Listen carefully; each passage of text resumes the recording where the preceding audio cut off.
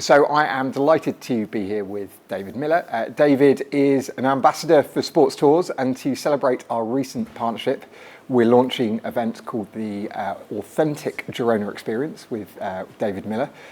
David, tell us a little bit more about the event that you're creating with us, why you've decided to work with us, and give a little bit more of an insight about what people could expect who sign up to take part.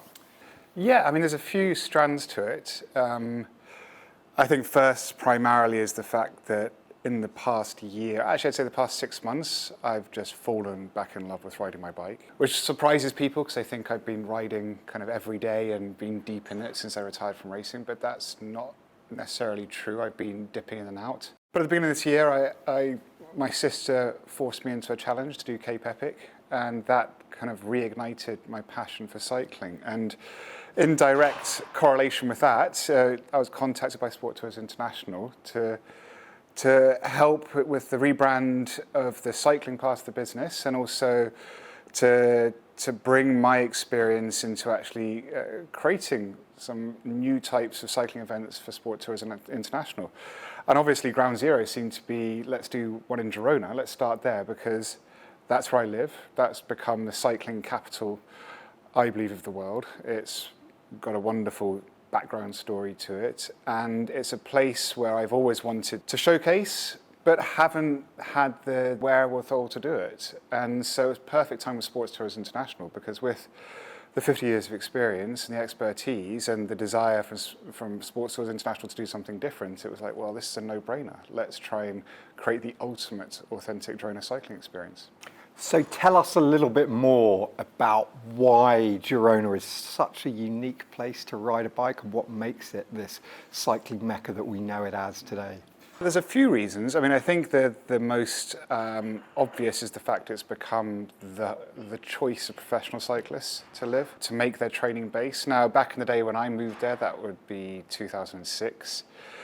It was very much a small, hardcore group of professional cyclists who lived there. The normal places were Tuscany, south of France, Belgium or the Netherlands, but Girona it was unheard of, really. I mean, I didn't even know where it was when I was first told about it.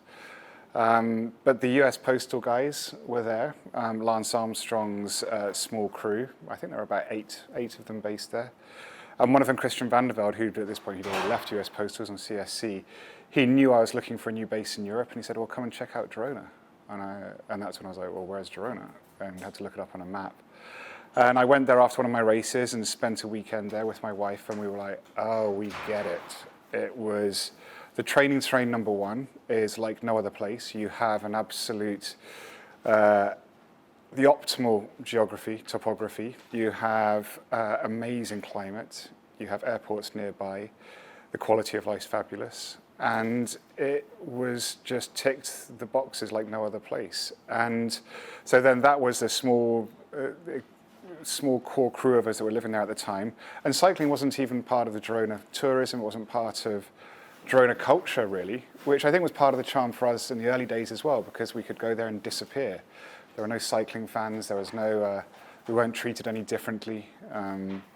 But then over time, and I think it was when I became part owner of a pro cycling team called Slipstream, now known as EF, we wanted to create an actual geographical hub for the team, which doesn't actually happen in pro cycling. Often in pro cycling, you'll have a team will have its HQ in some random place, and all the riders will just live in their home countries or wherever they choose, and would often never even see their team HQ, their team garage.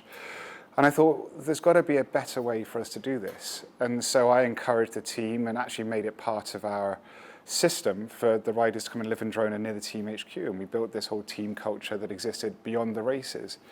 But in doing that, that brought an influx of riders and team staff into Girona.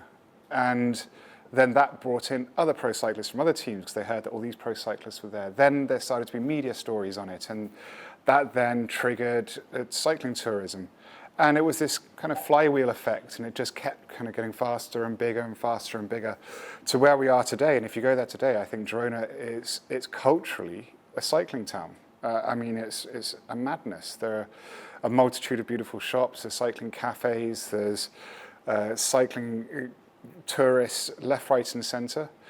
But for me, I thought it would be great to do something that really is from all my years of experience living there, having been the last of the originals, who's seen it change, who knows all the roads, knows all the people there, knows the restaurants, to actually put on my kind of dream Girona cycling experience, which is what we've gone and created.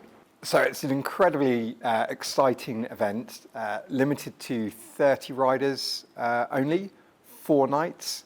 Talk us through some of the highlights of the event and just how involved you will be in terms of on every ride, at every meal, and actually showing people why Girona is all of the things you've just mentioned. Yeah, well, I think beyond, we'll be staying in a lovely hotel in the centre of town, my favourite, which is a short walk from the actual bustling hub. I'll be there from dawn to dusk because I'm hosting the event. It's what I've done for friends in the past. I even had my own little fun private cycling club where we'd do events and my friends would come, but I've never done anything which has been professionally managed. I mean, with the STI logistics skills and also the people that will be on the ground, there will be 10 people supporting the 30 riders. We'll be going on my favourite bike rides, and I think they've become iconic bike rides in Girona, but we'll be trying to fit 3 of those iconic bike rides over the 4 days. We'll be going to what I consider to be the most interesting and best restaurants in Girona. We'll be doing an amazing time trial on the final day with essentially a lunch and cava and jamon being sliced atop Roca Corba.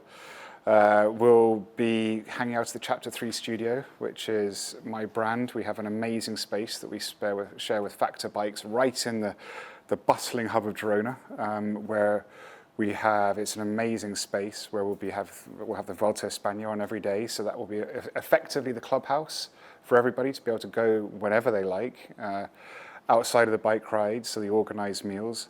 And all in all, I want it to be as if it's a group of my friends who I'm showing around Girona, on and off the bike. And that's the intention. Fantastic. Well, look, we can't wait to see you out there. It promises to be a terrific event. Take a look at our website to find out more.